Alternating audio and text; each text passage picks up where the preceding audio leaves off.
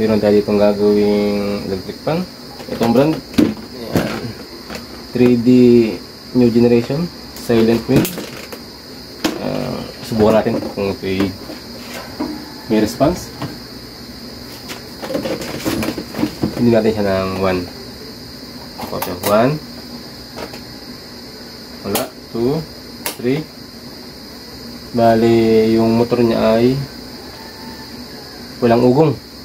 Malamang ito ay fuse pag ganito. Tapos, para malaman natin kung fuse ang sira, nilagay ito yung magkabila. Naganin, no? Na pinakita nyo, napalo siya, may continuity yan. Itong tester ko. Dapat itong dalawang, pag nilagay ko dito, at sinitch ko yung 1, 2, 3 dito, sinitch ko, dapat kung buo ang fuse, dapat gagana yan. Gagalaw itong tester. Buwan ko para makita nyo. Tingnan natin yan. 1, wala. 2, wala pa rin. 3, wala pa rin. Ibig sabihin, ang problema din, nagalaw yun. Pero pag nilagay mo dito sa switch, 1, 2, 3, wala. Ibig sabihin, ang sira nito ay fuse. Pumutok yung kanyang fuse. Siguro overheat. So, sa katagalan ng kalumaan na, kaya bubuksan natin itong likod.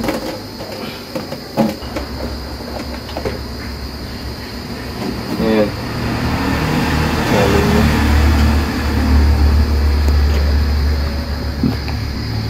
Ayan. Bali ang fuse niyan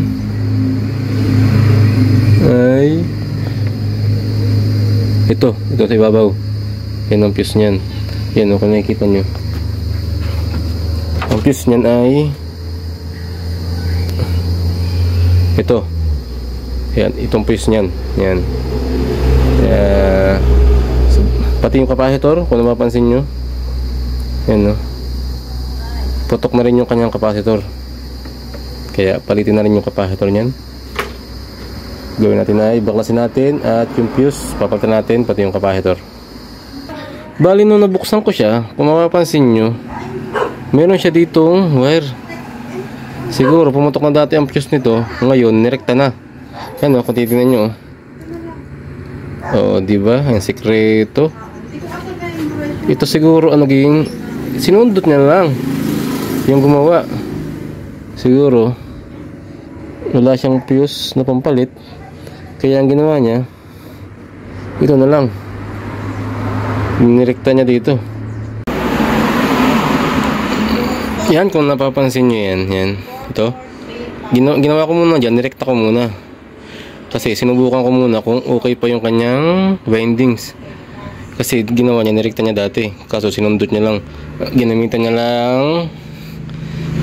lang ito.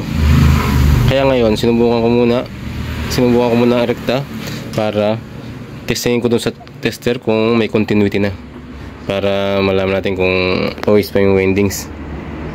Bali, naka-tester yung socket bago malaman nyo dito yung continuity. Dapat pinindot ko ito ng 1, 2, 3, may continuity yan. Ano, bali ito. Yun, meron na. Kasi nirekta ko yung fuse. Yung kabitan ng fuse, nirekta ko. So, mawala lang yung continuity pag sinira ko. Ano, meron siya. Kung napapansin nyo, yan. Yung fuse, pinagbukod ko na yan. Yan. Bali, fuse at capacitor ang pinulda natin dyan. Subukan natin. Yun.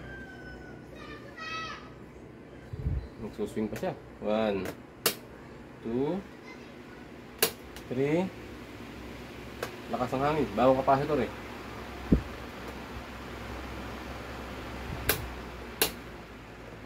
Ayos na. Yun lang mga kamangyan, sana may natutunan kayo sa pag-check ng fuse, pag-troubleshoot ng fuse. Tapos ang unang gumawa, ito ang ginawa ng unang gumawa, nirekta lang. Siyempre ito, maglulos lang ito talaga eh. Kaya inayos natin, nilagyan natin ng fuse, bago capacitor palitan. Yun lang, thank you.